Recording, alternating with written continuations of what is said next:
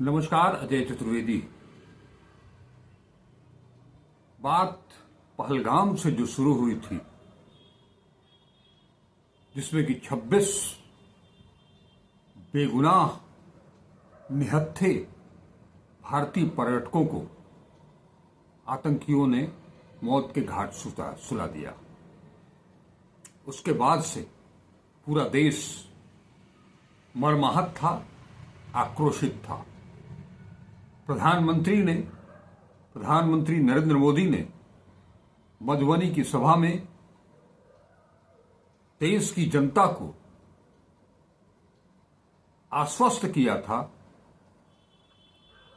कि जिन आतंकियों ने हमारे लोगों की हत्या की है, उन सभी को और उनके आकाओं को, उनके ठिकानों को नेस्त नाबूद कर देंगे। रक्षा मंत्री राजनाथ सिंह ने भी ये कहा था कि जनता जो चाहती है वो होगा। नतीजा साफ है, सबके सामने है। ऑपरेशन सिंदूर के जरिए भारत ने केवल और केवल उन ठिकानों को नेस्त नाबूद किया जो आतंकवाद की पनाह स्थली थे।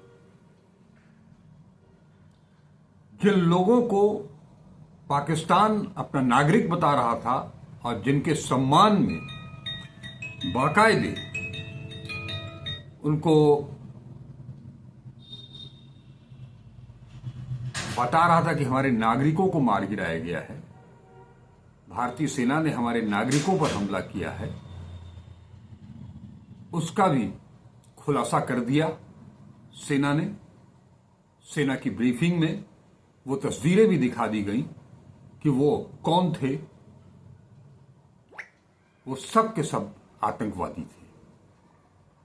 साथ ही साथ भारत ने अपनी तरफ से उस घटना के बाद, पहली घटना जो रात को हुई आज से 5 दिन पहले, उसके बाद से भारतवर्ष ने अपनी तरफ से कोई भी किसी तरह की पहल नहीं की। पहली ऑपरेशन सिंदूर जो पहला हुआ, वो भी पहलगाम में जो घटना आतंकियों ने अंजाम दिया था उसके बाद ही की गई थी। लेकिन पाकिस्तान की तरफ से पिछली 2 रातों को जिस तरह से हमारे नागरिक स्थलों को, हमारे सैन्य स्थलों को निशाना बनाने की कोशिश की, यहां तक कि उसका लक्ष्य तो अब की बार बीती रात दिल्ली भी था, लेकिन वो भी नष्ट कर दिया गया, कामयाब नहीं हो सका।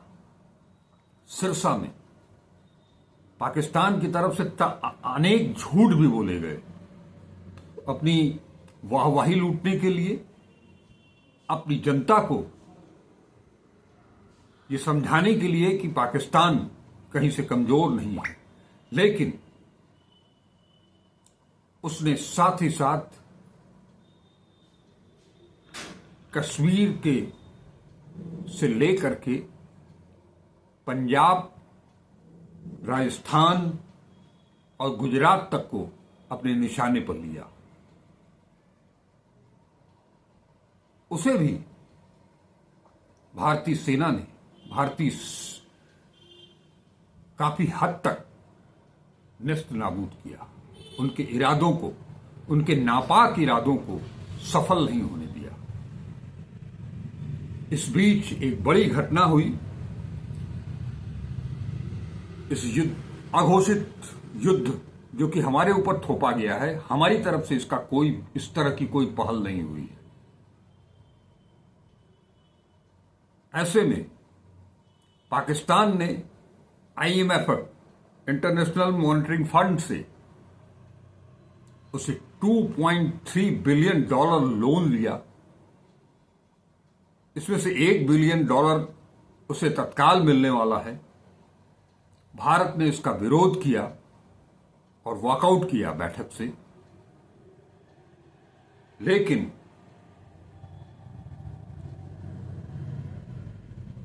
IMF ने उसे लोन स्वीकृत कर दिया। यानी कि इसके तहत जो $1 बिलियन उसे तत्काल मिलना है, यानी कि 8,500 से कुछ ज्यादा करोड़ की राशि उसे मिलेगी। शेष 11,000 करोड़ उसे 2 सालों में मिलेगा किस्तों में। इसका उपयोग किस लिए वो करेगा, किस काम के लिए करेगा, ये आप अच्छी तरह से समझ सकते हैं। कहने के लिए सारी दुनिया युद्ध को रुकवाना चाहती है। भारत ने जो कुछ भी किया उसका समर्थन किया बहुत सारे देशों ने, लेकिन आप समझ सकते हैं कि IMF से जो ये लोन की राशि दी गई है, आपको ये भी बताते चलें कि IMF में सबसे ज्यादा योगदान अगर किसी का है तो वो अमेरिका का है, तकरीबन 17%। इस बीच राजनयिक बातचीत भी हुई विदेश मंत्री के साथ, पाकिस्तान के सेना प्रमुख के साथ। बार बार ये अमेरिका की तरफ से, चाहे वो उनके विदेश मंत्री हो या उपराष्ट्रपति हो, राष्ट्रपति हो, युद्ध की स्थिति में न जाने की बात बार बार की जा रही है, संयम बरतने की, बातचीत का रास्ता निकालने की, इस तरह की बातें चल रही हैं। लेकिन जिस तरह के हमले पाकिस्तान के द्वारा किए गए उन पर भी हमारी निगाह रहनी चाहिए, क्योंकि उसके अड्डे अब वो स्कूलों पर, अस्पतालों पर, माने उसका निशाना, उसका टारगेट नागरिक है। और वो ये चाहता रहा, खोजता रहा, लेकिन उसे कहीं से कोई भी सफलता कारगर रूप से मिली नहीं। लेकिन सवाल ये उठता है कि जो देश पूरी तरह से कंगाल हो चुका है, उसके पास इतने आर्म्स एंड एमिनेशन कहां से आ रहे हैं, कौन दे रहा है? टर्की ने तो खुले तौर पर उसका समर्थन करने की घोषणा की थी, उन्होंने कुछ मदद की भी है, लेकिन इसके साथ अलावा और कौन है? साफ तौर पर जो उनके मिसाइल, उनके ड्रोन्स, उनके रॉकेट्स पंजाब से लेकर के और गुजरात के बीच में जैसलमेर के पास जो मिले हैं, उससे ये संकेत मिलते हैं कि ये मदद और कोई नहीं बल्कि चीन के द्वारा किया जा रहा था। एक स्पष्ट चीज है कि पूरी दुनिया की निगाह निश्चित तौर पर भारत की ओर है। भारत तेजी से आर्थिक रूप से समृद्ध देश के रूप में आगे बढ़ रहा है, प्रगति के पथ पर है, और ये बात दुनिया के कई देशों को पच नहीं पा रही है। लिहाजा वो खामोशी भले बरत लें, जुबान से आपके कार्यक्रम को, आपने जो कुछ भी किया उसका समर्थन भी कर दें, लेकिन वो कतई नहीं चाहते कि कल की तारीख में अगर भारत आर्थिक महाशक्ति बन करके उभरता है तो उनका क्या होगा। लिहाजा इन सारी रणनीति को समझने की भी जरूरत है। पाकिस्तान लगातार फेक न्यूज भी दे रहा है, फेक वीडियोस भी बाई एयर कर रहा है। उन सब पर भारतीय सेना की कड़ी निगाह है। लेकिन साथ ही साथ अंदरूनी जो हमारी मीडिया है, जो ट्रोल आर्मी है, उसका रवैया भी बहुत साफ नहीं है। साफ नहीं का क्या मतलब? देश हित में नहीं है। क्योंकि किस तरह से भारत अंतर्राष्ट्रीय मंच पर यह साबित करने में लगा हुआ है पुख्ता सबूत के साथ कि पाकिस्तान की नीति आतंकवाद को बढ़ावा देना है। वो टेररिज्म को शेल्टर देता है, ये उसकी नीति है। इसे साबित करने में भारत लगा हुआ है अंतर्राष्ट्रीय स्तर पर। अगर ऐसे में हमारी मीडिया, मुख्य धारा की मीडिया, अगर वो संयम नहीं बरतती है, अब उसमें कहना क्या है, पिछली 2 रातों में जो उन्होंने किया है, जो बताया है, जो दिखाया है, उससे भारत की मुश्किलें बढ़ सकती थी। अभी भी वक्त है कि सुधर जाए। इस बीच आज शाम एक अच्छी सूचना भी है, जिसके तहत विदेश सचिव विक्रम जी ने ये बताया है कि डायरेक्टर जनरल पाकिस्तान और डायरेक्टर जनरल हिंदुस्तान के बीच एक बातचीत हुई है, जिसके तहत दोनों ने इस बात पर सहमति जताई है कि बीते आज शाम 5 बजे के बाद कोई भी किसी भी तरह का सैन्य कार्रवाई, किसी भी तरह की सैन्य कार्रवाई कोई देश नहीं करेगा, उसे रोक दिया जाएगा। ये एक सुखद पहलू है, इसका स्वागत किया जाना चाहिए। और आगामी 12 मई को फिर से इन दोनों लोगों के बीच बातचीत होनी है। लिहाजा अब से भी ये जो कूटनीति है, जो डिप्लोमेटिक अंदाज है भारत सरकार का, उसे उसी राह में आगे बढ़ने देना चाहिए।